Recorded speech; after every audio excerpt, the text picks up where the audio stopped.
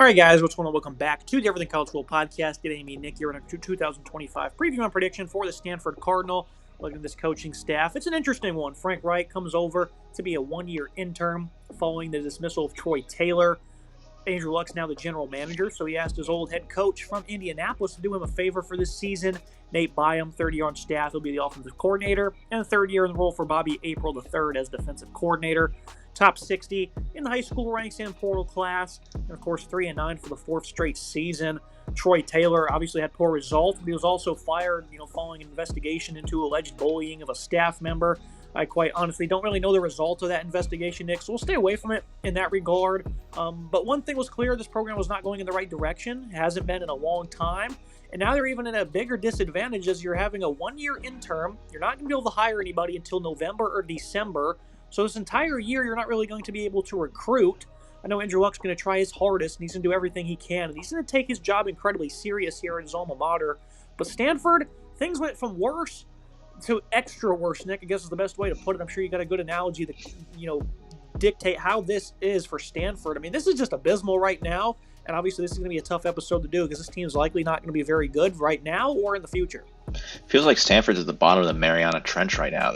They're as deep as it gets, and they really find themselves in a very tough spot, and I'm not sure what the way forward is. Troy Taylor, I didn't think it was a great hire to begin with. I mean, this is a guy, yeah, sure, right? He took Sac State to 2 9-win seasons and a 12-win season, but, that program was already, a semi-decent program when he inherited them, and he was able to kind of, go in there and get some stuff done. They had been, pretty solid in that division that they were in. They had, making some decent moments here and there. So he takes over that program, leads them to a couple of winning seasons, and then takes a jump to Stanford. This is a Stanford program that was kind of just in the middle of no man's land in the ACC. They were just brutal across the board. They kept losing season after season. There was no sort of long-term vision. They bring in Troy Taylor, who I just didn't think was really a great hire overall. It was kind of felt like they were just making a move for a guy that's in the local area, hopefully get some recruits. I mean, David Shaw had really fallen off a cliff. 4-8, 4-2, 3-9, 3-9. Troy Taylor goes 2 years. It just wasn't working. He probably was going to get fired at the end of the season anyway, but they have the investigation, so he's gone in March. And when you fire a coach in March, there's really not anything you can do at that moment in time. Just a brutal time to be making a change like that.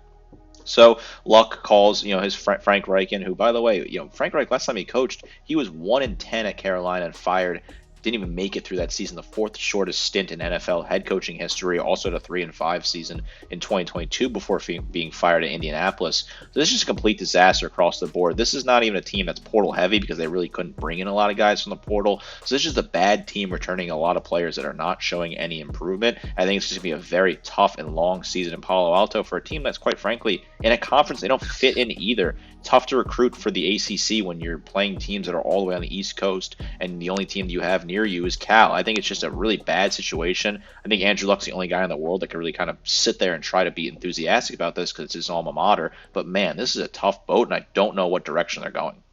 And of course, the academic standards as well make things extra tougher. Let's go ahead and look at this Stanford offense. This is a group that does get back 4 starters. Obviously, you can look at the numbers. It's not good and hasn't been good for a while. This is a team that used to be built on physicality and a good run game. And under David Shaw, they just failed to continuously, towards the end of his tenure, develop offensive linemen, and that certainly led to a downturn. And now it's really at the bottom of the hill.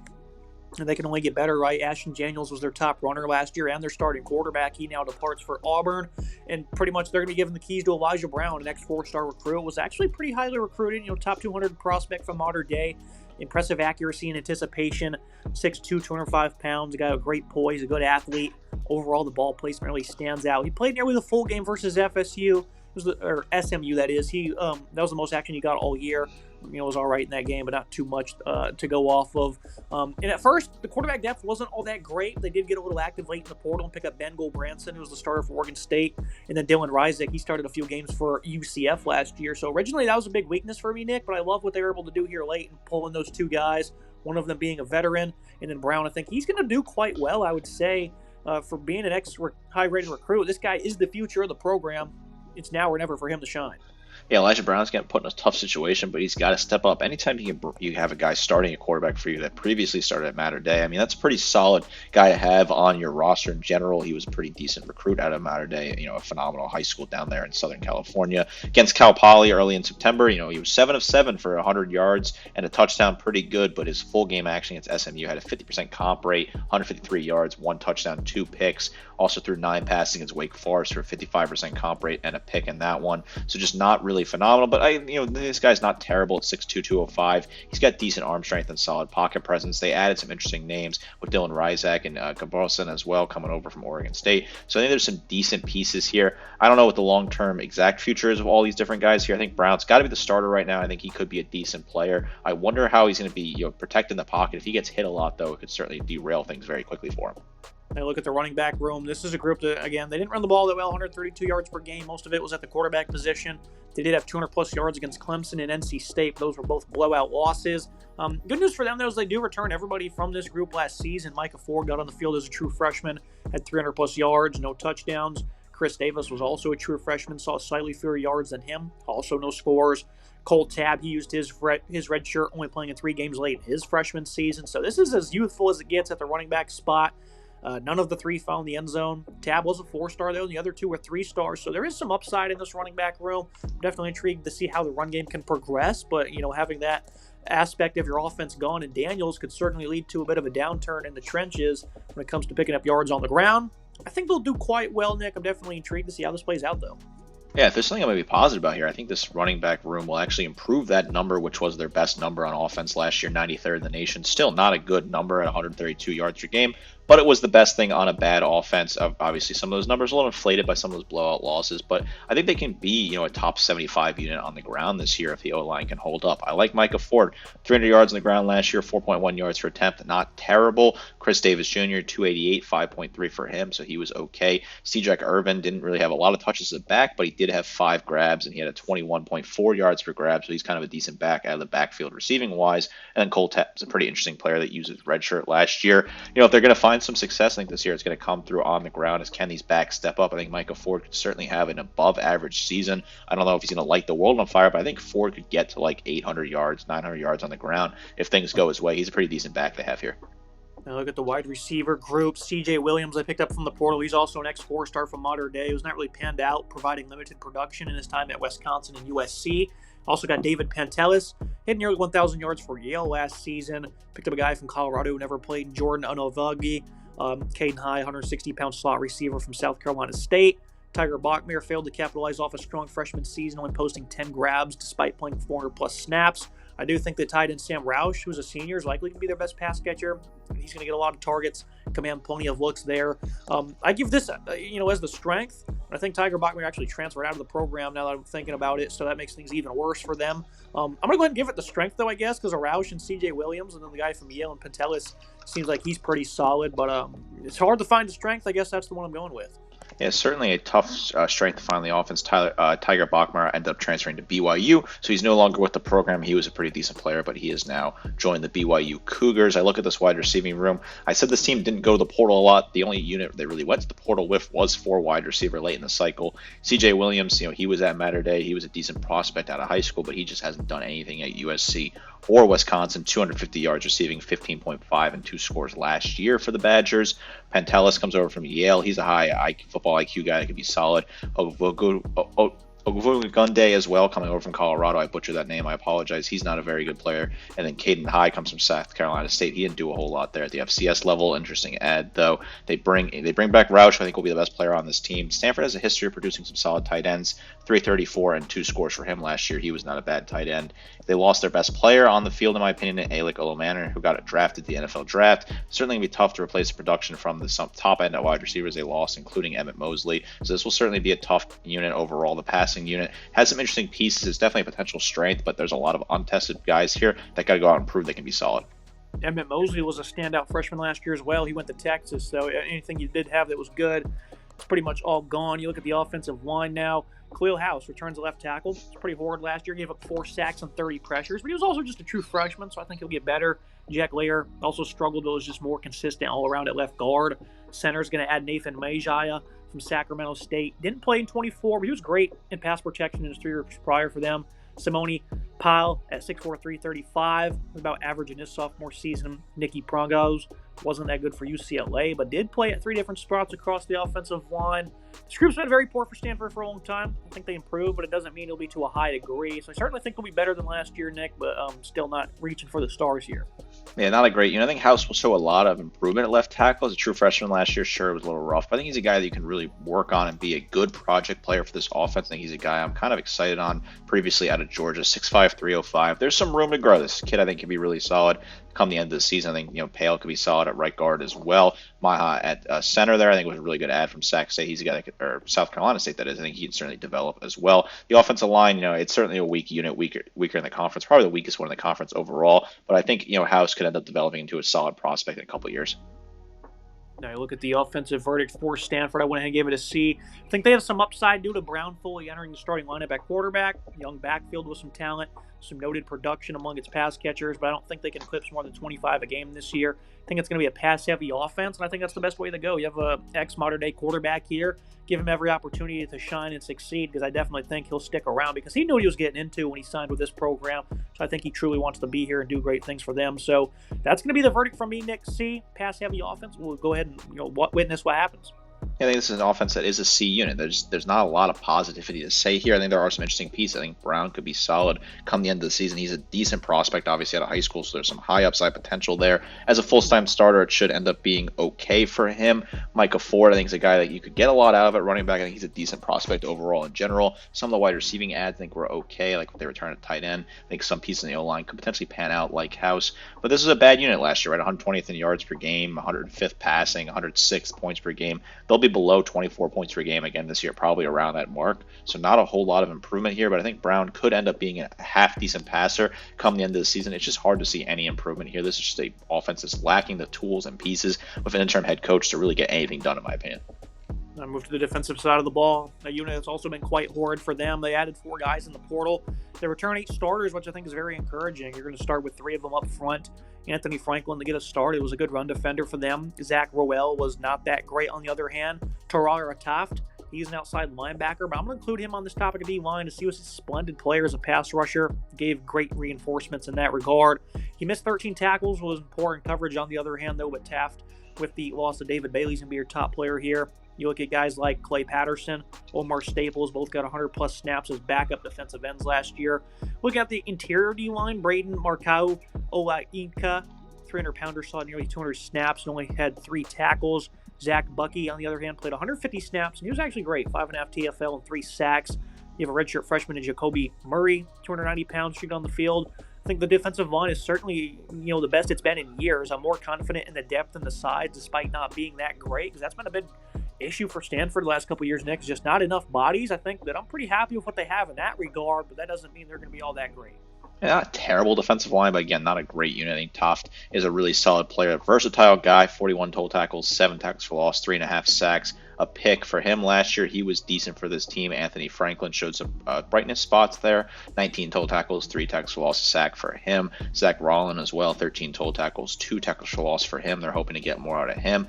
Zach Buckley was pretty solid in the interior. I think he's a decent player there. Clay Patterson, Omar Staples are some younger players on the roster that are hoping to get some reps. Patterson's a graduate senior. He's an older guy. They're hoping to get him involved as well. There's some interesting pieces here. They were good against the run last year, right, which I think was an interesting fact for this team. They were 41st in the nation, top 50 unit there. They might be decent against the run again this year. I think it could certainly be a strength. I like some of the bodies they have here.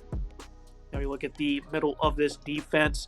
You start with the other outside linebacking position, Ernest Cooper. He was a starter, wasn't that good versus the run, and his only sack came in the season finale to the Group of 4 team, or Group of 5 team, that is. Wilfredo Ibar got on the field in extensive action in his first 6 games before getting hurt. He was about average.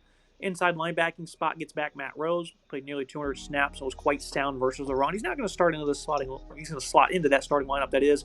Jazia Galvin wasn't all that bad himself, 100-plus snaps. Zach Johnson was a great starter for Idaho last year. He comes over in the portal, was good versus the run and in coverage. You have a true sophomore in Sam Mattingly as well on this roster. The room isn't horrendous, but it's certainly not good either. Linebacker was a much improved position for them, with April being an ex-linebacking coach in the pros, so he's certainly putting in the work here as defensive coordinator. I think this is an all right group. it's a lot better than it's been in recent years, Nick. Certainly, again, nothing that's really going to be writing home about. Yeah, not the worst group in the world, actually. I think it's a middle of the pack unit in the conference. Matt Rose, 32 total tackles, 4 tackles for loss. Last year for him, had a pass breakup. He was pretty solid. Ernest Cooper, 22 total tackles, 3 tackles for loss, a sack for him. They moved him and got him some reps. Jason Galvin had 16 total tackles and a sack for this team last year. He's a decent player. They brought in some interesting pieces. Hunter Barth comes in from Cal. It's an interesting ad from the rival, 38 total tackles, 4 tackles for loss, 2 sacks, and a QB hurry for him last year. I think he's a decent player at 6'2", 230. Decent linebacker. Zach Johnson coming in from Idaho. He's not a bad asset to add out of the portal either. The linebacker core has some interesting bodies here. They went to the portal, added a piece or two. I think it could be a decent unit coming into the season. I like some of the ads there. I like what some of the depth they have. Now you look at the secondary. This group's actually kind of exciting for me. It's the thing that I like most about this football team, despite being, horrendous last year against the pass, giving up 280 yards per contest. They do get back all 5 starters. 131st in pass defense, so we certainly got a lot to work on, but I think that's certainly going to happen with all the experience coming back. Cornerback, you start with them. Brandon Nicholson struggled versus the run, wasn't that great in coverage, but it wasn't as poor as Aaron Morris, who's on the depth chart. Colin Wright was the best corner in coverage, playing 200 plus reps at outside corner. Saw even more than that in the slot, so his versatility is definitely coveted. Jordan Washington arrives from Dartmouth to play outside corner, being an elite starter for them over the last 2 seasons. Safety group's going to return Mitch Leibar, who was average in coverage and missed 15 tackles, but he was tremendous versus the run. Scotty Edwards is also great in run defense. Not as desirable in coverage, though. You have Jay Green, who saw great action in his first 3 games last year before injury, so he likely will have a role this season. I think they have a lot of upside here due to the guys they got in the portal, and of course the returning experience. Nick, I expect them to crack at least the top 80 in pass defense this season. Obviously being the worst pass defense in college football last year. Obviously there's only room to grow, but I think there is a lot of room to grow here. I think there is some positivity with what this unit can do. I like what they return. I like some of the pieces overall. I think this is a unit that can get a lot better over time. Scotty Edwards is a great player to return at safety, 80 total tackles, 2 tackles for loss, 2 pass breakups. Mitch Leibar was pretty solid as well, 54 total tackles, 4 tackles for loss, 2 picks, including a pick 6. And a pass breakup. Colin Wright was a really good coverage asset. 45 total tackles, 3 tackles for loss, 3 picks, 5 pass breakups for him last year. Brandon Nicholson, he has some work to do at corner, 31 total tackles, a pick for him last year as well. But he returns, getting another year of experience under his belt. They went to the portal, add 2 guys from the Ivy League, obviously with the high admission standards. It's good to add some Ivy League caliber guys. Jordan Washington from Dartmouth, he was decent for them last year, 6 foot, 190. He's an interesting asset. Braylon Thompson also comes over from Yale, another guy that they're pretty high on out of the portal. Overall, this is secondary I think will get better. I mean, I know they were at the floor. They were really not good, 131st in the nation, that is, last year. They were bad. They were brutal across the board. I think they'll find a way to increase. Still a major weakness for this team, but I do think the potential is a lot better here. I like what they return. I like what they add in the portal. I still gave this defense a C, even though they weren't that bad against the run last year, and the secondary certainly encouraging. They're still flat out awful. It's been quite poor, allowing 30-plus points per game each year since 2019. I think they can march forward this year with all the returning starters. I think the linebacking group has some upside. Secondary should absolutely be better, but the ceiling is still low nonetheless, as the loss of David Bailey and still not having over-the-moon talent is going to be felt. Are you going to be generous to give them a C+, Nick? Because there was a couple of positives in there. Are you sticking with my grade as well? I think a C is fair. You can certainly push it to a C+ because the run defense was pretty good last year, and the run defense should be just as good this year, maybe a little bit click back, but I still think they'll be a top 50 unit against the run. I like the pieces they have. I think a C is a fair grade, though. There's just a lot of gaps in talent here, and while I'm more positive on the defense for this team than I am on the offense, it's still a ways to go for them to even be remotely competing for a winning record in this conference. We'll get the schedule and the prediction for Stanford. They're in a real tough spot following 4 straight 3-9 seasons. Now they find themselves with a 1-year rental at head coach following that dismissal of Taylor, a coach most didn't really understand why he was hired in the first place, So, again, basically you can't recruit all year. Puts an already weak roster in a delay. I think Andrew Luck is going to offer that great vision for the future. It's going to take a while, and the only hope we have for 2025 is the progression of Elijah Brown, the continued improvement of this defense led by Bobby April, and what's probably going to be his final year in Stanford. And I think that secondary still has some young guys that will all probably just bolt in the portal anyways. I think this team will probably be the best it's been in years. And again, that doesn't say much, and that comes with even worse results than we've seen. 2-10 for me, 1-11 for you, Nick. I think maybe 3 wins is the ceiling. I think maybe Cal comes to town late in the year in a rivalry game. Maybe you can knock them off. I know they're going to be bad, but I know they like to scare Notre Dame every once in a while when it doesn't make sense. 3 wins max for Stanford. You have them losing to Hawaii week 0. Traveling out there is going to be tough. I have Stanford winning that game. Other than that, though, there's not much to really be impressed about. San Jose State, we think they'll beat. but obviously that was a tough game for them last year that they ended up losing on the road. So not much here, not much to really be said until November, Nick, when they make a head coaching hire. What do you think of the Stanford Cardinal going 1-11? It's tough to dig on a team that's down in the dumps because I really do like what Stanford used to do in the day. The Andrew Luck era, obviously, they were able to put together some really winning teams, had some phenomenal players, competed for BCS bowls, and were really competing for Pac-12 titles, and were a mainstay in college football. To see where they have fallen, it's heartbreaking, right? This is a program from my childhood that I loved watching, and it's tough to pick them to go 1-11. And I could have pulled the trigger on 0-12 because this is not an easy schedule. San Jose State, they're no joke of a team. They're no pushover. They're pretty good at the Group of 5 level. Some people think they could potentially compete in that conference they're in this year. I think they're going to lose to Hawaii week 0. That's probably the only game most people are going to watch of Stanford. It's the primetime game on CBS national television, so a lot of eyes will be on it. I think Hawaii's got a great quarterback this year. I love what they have under center, and I think it's just always tough to travel out to Hawaii, even if you're coming from California, which should make it a little bit easier for the Stanford Cardinal. I just think things are really tough right now. I don't really know what Frank Reich can do in a year. I don't know how you're going to get kids to really listen to when they know you're only going to be there for 1 year. I do think Andrew Luck's the right guy to lead the program. I think he's the only guy to lead the program in terms of the GM era there, and maybe he could put something together in the future. But this schedule is just not doing them any favors. A trip to BYU is just never easy against, even if they have a question at quarterback, some other tough road trips to the East Coast scattered in there. Just a brutal season across the board. Most people watch the game against Hawaii. That's probably all they'll tune in, maybe if you catch 1 or 2 games late night, if they play a late night game probably against Cal or maybe Notre Dame, something like that. Just a forgettable year for Stanford. What has been a forgettable 5 years for this program. That's really tough to see. I hope they can figure out. I hope they make a great hire in November. I have no idea who they're going to hire. I can't even start to put together a short list in my brain right now, but I'm sure we'll do an episode on that in the future. Tough times certainly for a storied franchise or college football team, that is. I feel terrible for the fans, but hopefully they go out and win a game or 2 at home to really put something together here. For me, 1-11. I hate picking that, but somebody's got to be the worst team in the Power 4, and for me right now, it's Stanford. So for today's episode, make sure you guys like, comment, subscribe. See you next time.